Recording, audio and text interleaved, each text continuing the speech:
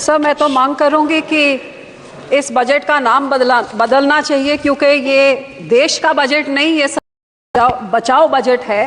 जो देश का बजट होता तो फिर देश में 28 राज्य हैं, कितनी सारी यूनियन टेरिटरीज हैं, सब मिला के तो ये तो 37 के करीब हो, लेकिन पूरे बजट में केवल 9 राज्यों का नाम था और सबसे उसमें ज़्यादा बजट तो वो 2 राज्यों को मिला जिसकी लाठी के, जिसके कंधे के सहारे में ये सरकार चल रही है। तो ये देश का बजट नहीं सर, ये सरकार बचाओ बजट था। और सबसे बड़ी दुख की बात तो ये है कि बजट में नेचुरल कैलेमिटीज और धर्म के नाम पे भी पक्षपात किया गया है। ये तो मैं पहली बार ही देख रही हूँ। बहुत अच्छी बात कि आपने धार्मिक स्थानों को, बोध गया को, राजगीर को, जहाँ जहाँ आपने दिया, बहुत अच्छी बात है।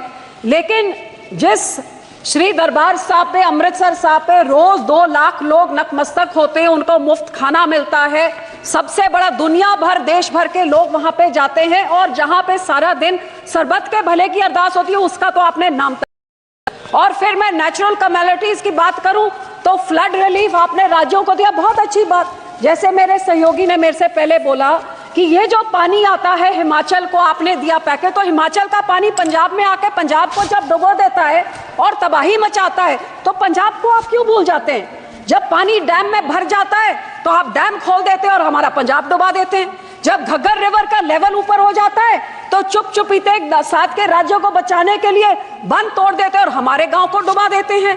तो जब बाढ़ आती है तो उनको आपने दिया पैकेज, में उसका आपको आभार प्रकट करती हूँ, लेकिन हमारे राज्य के साथ क्या दुश्मनी है? क्या पंजाब के जनता, पंजाब के लोग, पंजाब के किसान, पंजाब का इंफ्रास्ट्रक्चर सरकार को मैटर नहीं करता? और हैरानी की बात सर, जब बाढ़ आती है तो पंजाब सफर करे, जब पानी की कमी हो जाती है तो फिर कांग्रेस हो, आम आदमी हो, भाजपा हो, सारे इकट्ठे होकर षड्यंत्र खेले कि एसवाईएल की नहर बनाइए ताकि पंजाब का पानी दूसरे राज्य को जाइए। तो जब पानी कम होता है तब तो हमारा पानी चुराना चाहते हैं, जब पानी उनमें ज्यादा हो जाता है तो पंजाब को फ्लड कर देते हैं। और सर, आपको मैं ये भी बताना चाहती हूँ, तकरीबन 70 साल पहले इस सरकार ने, कांग्रेस सरकार ने रिपेरियन प्रिंसिपल्स के खिलाफ हमारा पानी राजस्थान को दे दिया और कहते थे 1 साल में उस पानी का कॉस्ट क्या होगा आपको डिसाइड करके मिले। 70 साल से आज तक डिसीजन नहीं हुए। तो जो पानी हमारा दूसरे राज्य को रिपेरियन प्रिंसिपल के अगेंस्ट जा रहा है, या उसको बंद किया जाए या हमें उसका पैसा दिया जाए, ये मैं आपसे आज मांग करती हूँ। सर, दूसरा मैं ये भी आपसे मांग करती हूँ कि सेंट्रल ग्राउंड वाटर जो कह रहा है कि पंजाब के सारे ब्लॉक्स क्रिटिकल हो गए हैं, हमारे ट्यूब में, हमारे वेल्स में पानी नीचे जा रहा है। आज की रिपोर्ट तो ये भी है कि टॉक्सिसिटी इतनी हाई है कि पीने लायक नहीं है। तो ये सर, हम लोग को तो मदद करनी चाहिए और इस पूरे बजट में की बात दूर, हमारा नाम तक नहीं लिख गया। मैं डिमांड करती हूँ कि पंजाब को भी दिया जाए। दूसरी सर, मैं किसानों पे आना चाहती हूँ। 4 पिलर बोले थे, युवा, महिला, गरीब, किसान। किसानों को तो मैं बोलना नहीं चाहती, जो कितने किसान खुदकुशी कर चुके हैं, शहीद हो गए हैं, आज तक धरने में बैठे हुए हैं। लेकिन जो ये किसान हकी सरकार होती जो कहती थी 2022 तक हम किसान की आय दुगनी कर देंगे, तो मुझे इतना ही समझा दे कि 2022-23 में तो एग्रीकल्चर ग्रोथ 4.7 थी, तो फिर पिछले साल 1.4 क्यों रहेगी जिनकी पॉलिसी इतनी अच्छी है? हकीकत यह है कि किसानों के ये दुश्मन हैं, किसानों के हिमैती नहीं हैं। आज हर एक तरह से महंगाई की मार देखिए। आज जो 8 साल पहले 40 किलो का बीज का एक बैग होता था, वो 800 से 1200 होता था, 2000 हो गया।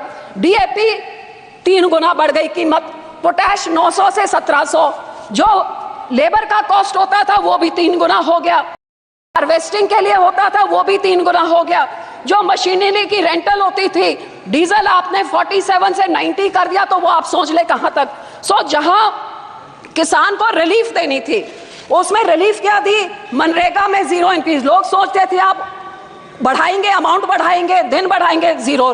क्रॉप इंश्योरेंस क्रीप को -2.6% उसके अमाउंट में कटौती करी। यूरिया सब्सिडी में -7.4 की कटौती, न्यूट्रिएंट बेस्ड सब्सिडी में -25% कटौती। गरीब कल्याण योजना का बजट 3.3% घटा दिया। किसान सम्मान निधि का 10% घटा दिया। 18 से 22 तक जितने फार्मर्स कवर्ड अंडर पीएम फसल बीमा योजना या सबका 8-9% उनका कट गया। और पंजाब की जब मैं बात करूं तो पंजाब की बेनिफिशियरी जो पीएम किसान निधि में थे और आवास योजना 2018 से घटते ही जा रहे हैं सर। तो मैं ये कहना चाहती हूँ कि जो किसान देश का है, किसान सबसे ज्यादा जो योगदान पाता है ये 80 करोड़ लोगों को जिनको आप फ्री राशन देते हैं, उस किसान के साथ आप दुश्मनी क्यों दिखा रहे हैं। मैं अपील करती हूँ सरकार को कि जो MSP legal guarantee Swaminathan commission की रेकमेंड C2+50% उसको लागू करें। मैं ये भी बेनती करती हूँ, सजेशन सब 2-4 सजेशन देती हूँ कि जब तक आप नहीं करते कम से कम भावांतर स्कीम लाइए जिसकी एमएसपी पे नहीं बिक रही हो, मिडल जो बीच का रह जाता है वो दे। एक फार्मर फ्रेंडली क्रॉप इंश्योरेंस कोई स्कीम आप लेके आए जिससे किसानों का फायदा हो, इंश्योरेंस कंपनी का नहीं।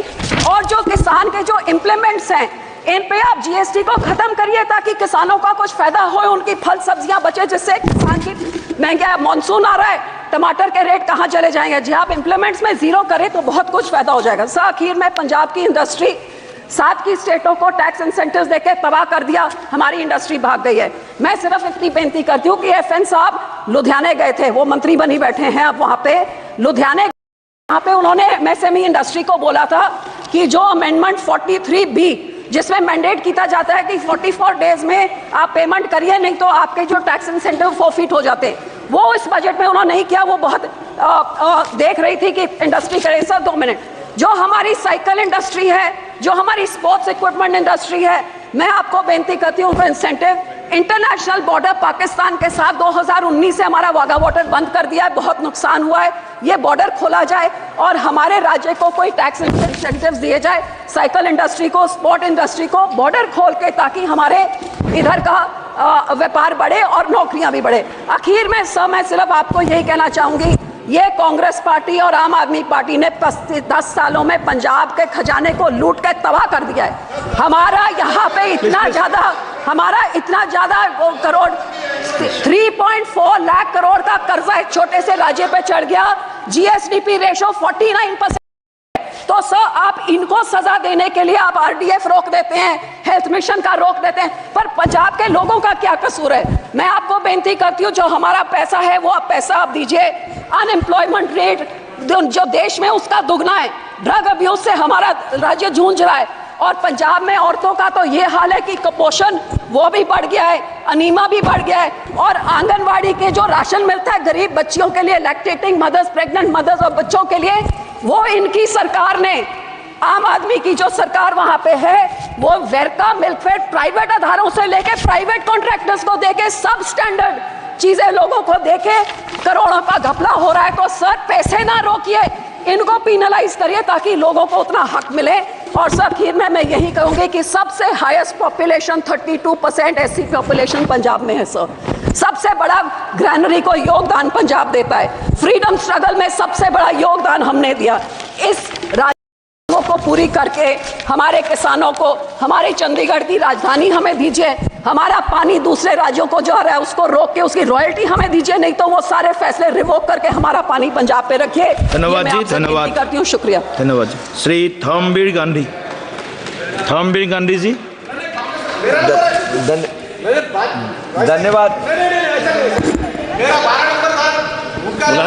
उनको जाना है मीटिंग, नहीं पार्टी से आया है, अब भी थे। धन्यवाद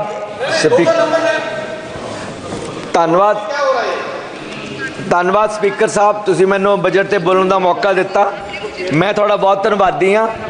2024 का बजट एक मजबूरी का बजट हैगा, एक सियासी तौर पर अस्थिर सरकार का एक कमज़ोर